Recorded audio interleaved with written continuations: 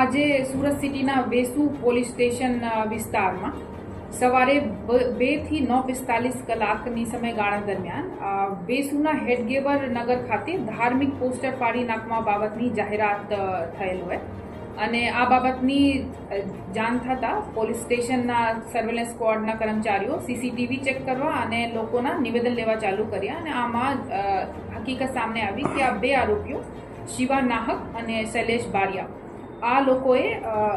કોઈ વર્ગના લોકોના ધર્મના અપમાન કરવાના ઈરાદાથી ગણપતિ ભગવાનના પોસ્ટર અને આજુબાજુના દુકાનોના અને બાકી પોસ્ટરો આ લોકો ફાડી નાખ્યા। સાથે સાથે આ લોકો હેડગેવર નગરની બાજુમાં પાર્ક કરેલ એક 4-વ્હીલ ગાડી તથા એક ટેમ્પોના કાચ પણ તોડી નાખ્યા અને આશરે 30,000 જેટલાનું નુકસાન કરેલ હોય। તો આ બાબત ભારતીય ન્યાય સંહિતા 2023ની કલમ 298, 324(2), 351(2) અને 54 મુજબની ફરિયાદ દાખલ કરવામાં આવી છે અને બંને આરોપીઓની ધરપકડ કરવામાં આવી છે। કારણ શું છે મેડમ આ રીતના? કારણ તપાસમાં ઉભરીને